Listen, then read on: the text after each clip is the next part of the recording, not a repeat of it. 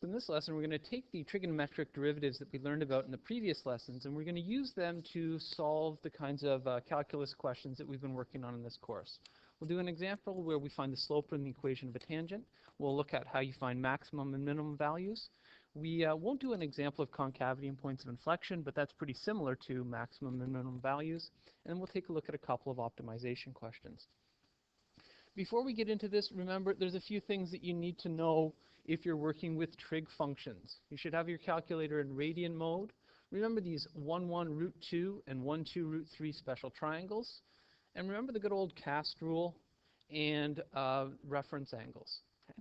So for an example of how you use these things, let's just take a look at a quick example here.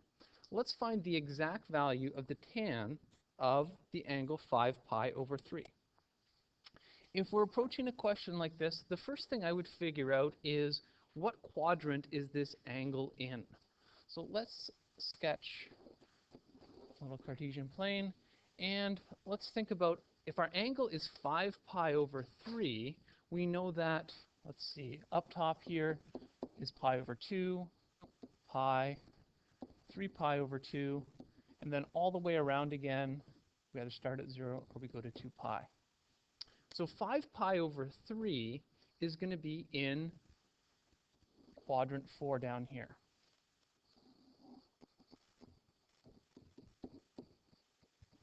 And if we're going to be working with this angle 5 pi over 3, we want to figure out what the reference angle is, or the related angle. And that's always the angle between the terminal arm of our angle and the x-axis.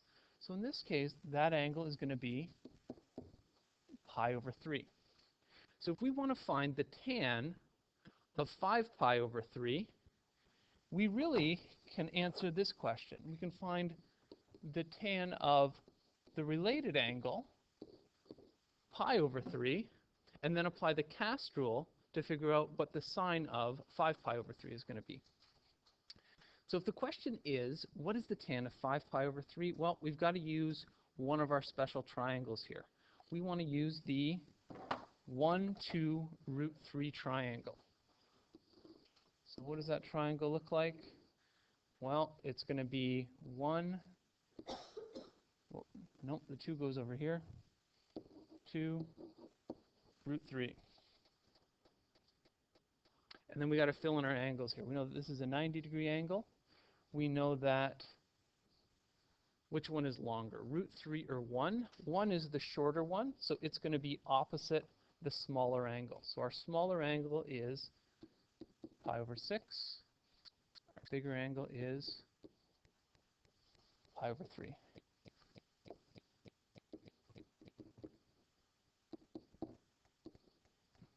So tan pi over 3 is, we know that tan is opposite over adjacent. So we find our angle pi over 3. Our opposite is root 3. Our adjacent is just 1.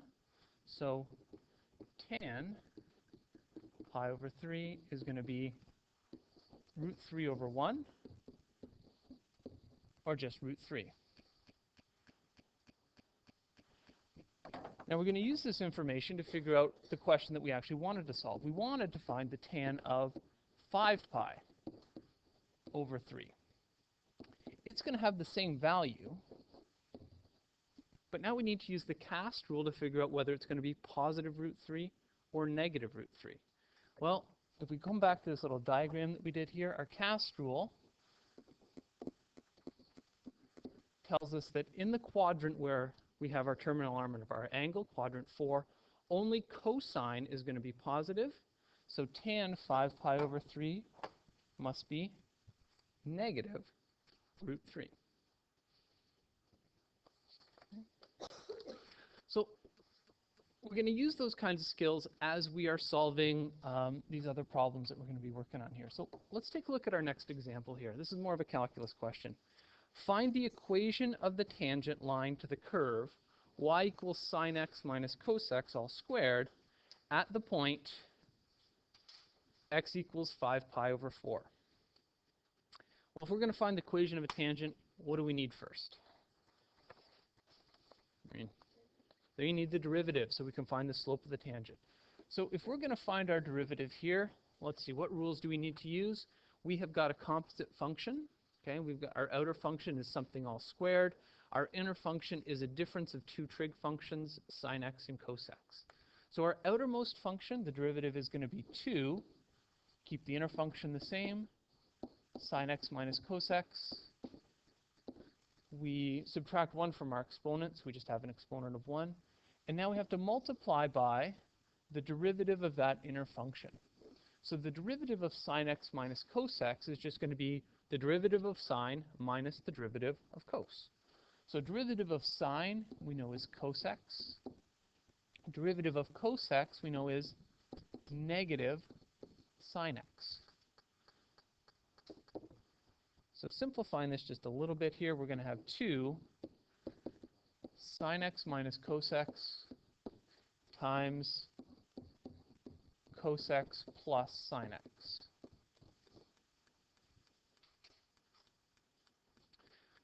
So we've got our derivative. What do we want to do with our derivative now? There are like two answers to this question. We either set it equal to something and we solve, or we sub in a value and we evaluate. Which one is it going to be here? We are going to sub in 5 pi over 4 and we are going to evaluate because we want the slope of the tangent at that specific x value. So how would I do this? Well, I notice that my derivative here is made up of a bunch of, we got a bunch of trig functions in here. We've got sine x, we've got cos x, and they're repeated over and over again. What I would probably do is take my x value, 5 pi over 4, and just figure out what sine 5 pi over 4 is, and what cos 5 pi over 4 is. Okay? And once I had those, I would sub them into my derivative and evaluate it. So I wouldn't try to do it sort of all at once. So we need to find sine and cos of 5 pi over 4. And we're going to follow the same procedure we did on the last page. Let's figure out what quadrant we're working in first. So I'm going to draw a little picture over here. Pi over 4 would be quadrant 1, 2 pi over 4 would be 90, 3 pi over 4 would be quadrant 2, 4 pi over 4 would be 180, so we're down here in quadrant 3.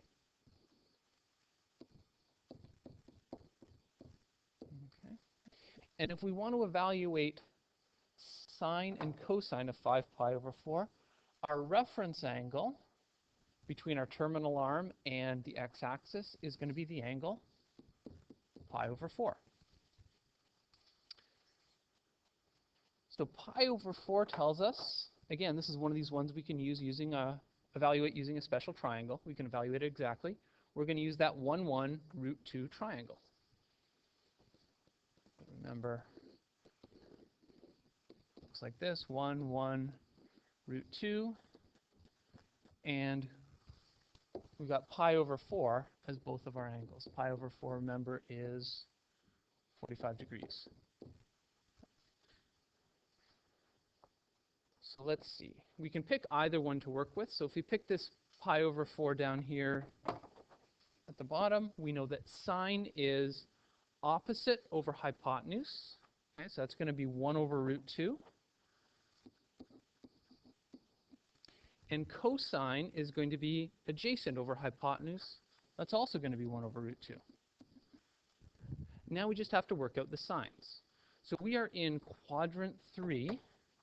So the cast rule says that only tan is going to be positive. So both of these are going to be negative. So sine 5 pi over 4 is negative 1 over root 2. Cosine 5 pi over 4 is a negative 1 over root 2. What does that tell us about our derivative here? Well, our derivative, let's say, evaluating this at 5 pi over 4 is going to be 2 negative 1 over root 2 minus negative 1 over root 2 times negative 1 over root 2 plus negative 1 over root 2.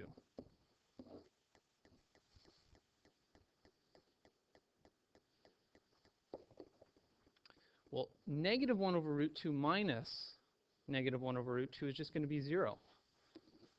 So our whole derivative works out to be 0. Okay, so what does that tell us? It tells us that at 5 pi over 4, the slope of the tangent is 0, or our tangent line is going to be horizontal. In the original question, they were asking us for the equation, so we've got to do our y equals mx plus b thing here. We know that our slope is going to be 0, but we still need an x value and a y value to figure out what our intercept is. So our x value is 5 pi over 4. If we want to figure out what y is, well, we have to sub 5 pi over 4 back into our original equation. So our original equation here is sine x minus cos x squared.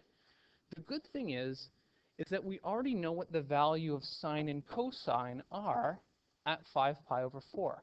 We work them out right here. They're both negative 1 over root 2.